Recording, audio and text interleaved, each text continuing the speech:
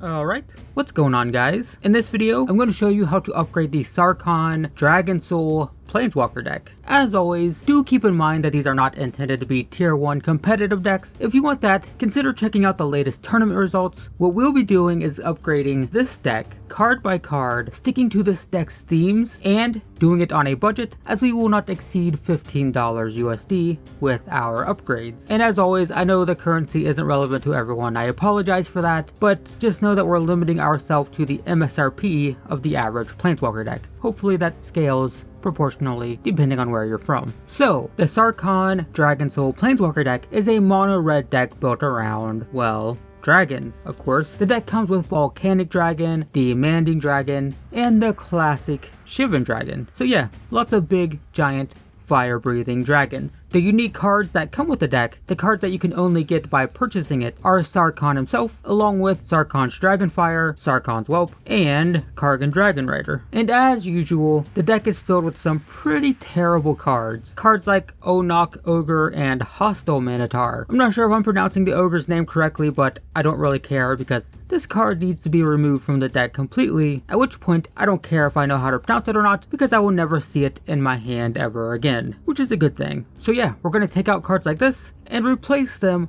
with cards that are not only better, but also on theme for the deck. And as mentioned, we'll be doing it on a budget, so no worries there. Let's get started. So first off, I'm going to take out 2 Sparktongue Dragons and replace them with 2 Demanding Dragons. We're just looking for a dragon upgrade here. They both cost 5 mana to cast, but the Demanding Dragon is a 5/5 and the Sparktongue Dragon is a 3/3. Now, the Sparktongue Dragon can deal 3 damage if we pay an extra 3, but at that point we're paying 8 mana for a 3/3 flyer, so that's a lot for a pretty small body. With Demanding Dragon, we get a 5 mana 5/5 with flying, so that's pretty great to start, and when it enters the battlefield, our opponent has to choose to either sacrifice a creature or take 5 damage to the face. You know, it works in our favor either way, and we're still left with a big beefy dragon on the battlefield, so, you know, it seems like a pretty big improvement to me. Next, we'll take out 1 Meteor Golem for 1 more Demanding Dragon. It's a similar story here. The Meteor Golem can blow up something when it enters the battlefield, but it's a 7 mana 3/3, so the Demanding Dragon costs 2 less mana for 2 more power and toughness, and it has flying. So even though its enter the battlefield effect is a little bit less reliable, the fact that it comes into play 2 turns earlier and is more threatening on the battlefield is a pretty big improvement if you ask me. Next, we're going to take out the Hostile Minotaur and replace it with a Verax Bladewing. So yeah, let's see here. They both cost 4 mana. The Minotaur is a 3/3 with haste. The dragon is a 4/4 with flying. So that seems better already. But wait, not only that, but Verax can also bring a friend along. If you pay 3 extra mana to kick him, you get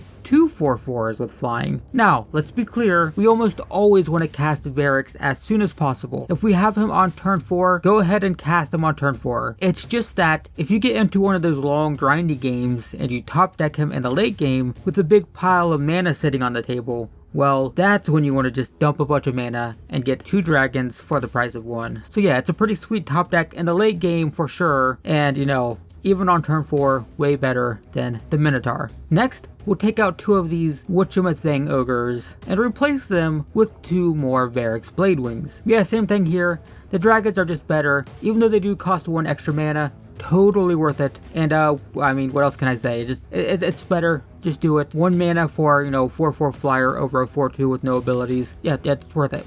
Totally worth it. So now we have another dragon that we need to upgrade. We're going to take out 2 Volcanic Dragons and replace them with 2 Lathless Dragon Queen. They both cost 6 mana to cast, but the Volcanic Dragon is a 4/4, whereas the Dragon Queen is a 6/6. And while the Volcanic Dragon does have haste, the Queen is pretty crazy when paired with other dragons. Every single time we cast a dragon, she puts out a free 5/5 dragon token. Yeah, that's what it actually does. It actually just pumps out 5/5 dragons. Pretty crazy. Much better than just a 4/4 with haste. Plus, you can dump all of your mana into her final ability, which gives every dragon you control +1/+0 for each 2 mana you spend. So that's not bad. Definitely better than Volcanic Dragon. Alright, so at this point, we have some pretty sweet dragons to play with. But here's the problem. Dragons are expensive to cast. Just look at these mana costs. Yeah, I mean, what happens during the first 4 turns? We just get our butts kicked and we'll probably die before we ever get the chance to cast these. If we're gonna play dragons, then we're also gonna have to play with fire. Yeah,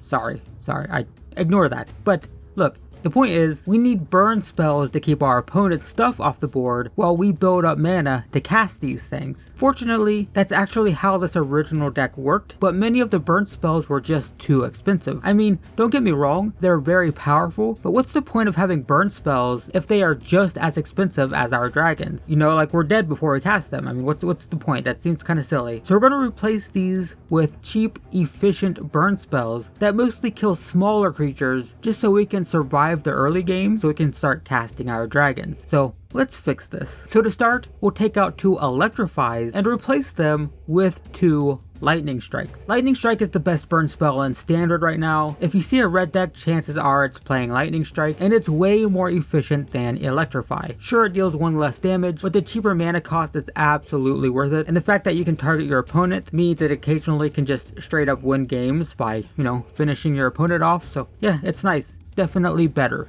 Next, we'll take out a Fiery Finish and replace it with Shivan Fire. Fiery Finish does a ton of damage, but it's just way too expensive. We'll be dead long before we can cast it, and if I'm going to be spending this much mana, I'd rather just put a dragon in play. Shivan Fire, on the other hand, even though it just does 2 damage, it does it for 1 mana. So basically, we just get to cast it on turn 1, kill whatever our opponent plays on the first turn, but it also does, it has kicker, and in the late game, you can pay 5 for it to deal 4 damage. So much like Verax Bladewing, we're primarily just looking to kill small early game creatures with it. We want to cast it for 1, but if we top deck it in the late game, hey, maybe we do need that extra 4 damage. Maybe we need to kill like a Crackling Drake or something, and then there you go. Hey, you can pay 5 for it. You can deal 4 damage to a bigger creature, so it's a nice bonus, but ideally, just, kill early game creatures so you can live long enough to play your dragons. Next, we'll take out 2 Sarkhan's Dragonfire for 2 more Shivan Fires. So once again, this is all about efficiency, a cheap spell to kill a small creature. Now the Dragonfire can help us search for more dragons, which is actually pretty useful, but we just can't survive with all this expensive stuff in our deck. We need cheap removal. So while that search mechanic is nice, we just don't have the time to wait around when we're being attacked by an aggro deck. So Shivan Fires, we need these. Next, we'll take out Active Treason for 1 final Shivan Fire. Active Treason is one of those weird cards that's very popular with like new players and casual players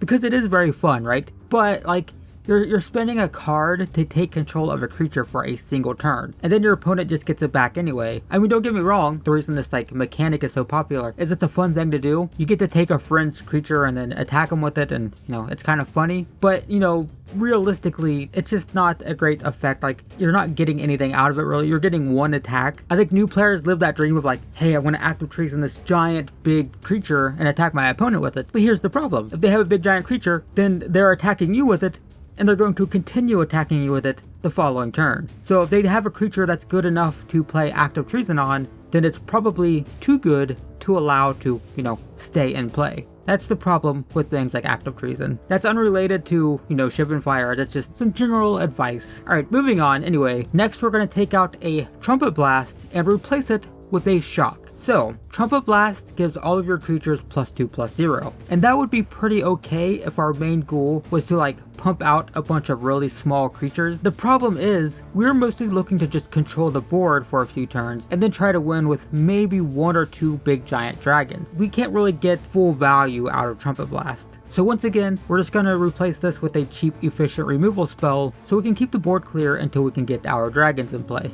And then finally, we're going to take out just 1 Mountain and 1 Thud and replace them with 2 Spit Flames. Now I will say that normally we cut a ton of lands out of these Planeswalker decks, but we do want a healthy amount so we can regularly reach like 5 to 6 lands in play so we can cast our dragons. And then Thud, on the other hand, it lets us sacrifice a creature to deal damage to our opponent, but I don't know, I'd rather have Spit Flames, I'd rather have another burn spell. So yeah, we're going with Spit Flame. Spit Flame, on the other hand, it costs 3 mana, which is a little bit more than we want to spend on removal, but whenever a dragon enters the battlefield, we can pay a red mana to return it to our hand. so we can recast it later and kill more creatures. So yeah, it's nice value. We can kill something, and then later in the game we can possibly get it back, kill something else, possibly cast it, 2 or 3 times in a game. So yeah, 3 mana is a bit much for removal, but we're only going to play a couple of them, and they're pretty nice if we can continuously recast them throughout a game. And that's it. That's all of our upgrades. If you want to dump a little bit more money into this deck, well, actually, no, that's about it.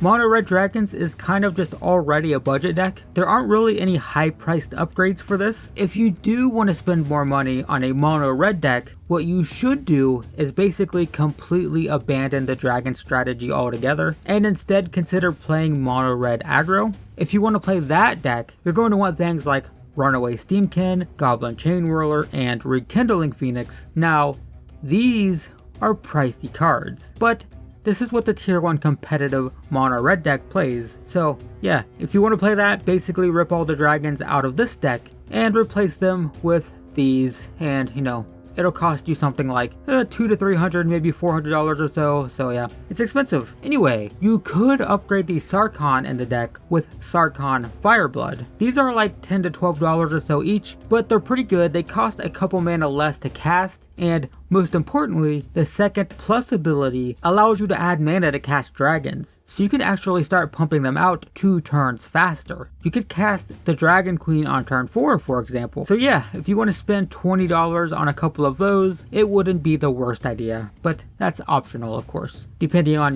just how far you want to go. Also, just a side note, I do think that Dragon's Horde is actually pretty decent. I just don't know how to fit it into this deck without it getting kind of clunky and unreliable. So they add mana so you can ramp into dragons, and then when you cast dragons, you get to draw cards. I mean, you put a counter on it, and then you can remove a counter to draw a card. So it's decent. It kind of makes the deck a little bit more inconsistent. I don't know. It seems okay, but it's also kind of clunky. But if you have them, by all means, you can probably replace like the Goblin Motivators. Those are kind of meh, and the Kargan Dragon Riders as well. So yeah, if you wanted to, you could replace those with Dragon's Horde and give it a try. Up to you. Feel free to experiment. Right, so yeah, there you go, guys. That's the deck. We only spent $10, and while the deck won't be winning a Grand Prix anytime soon, there's no doubt it is significantly more powerful than what we started with. So if you've been playing this thing straight out of the box, with just $10, you should be in a much better position to, win a game from time to time. So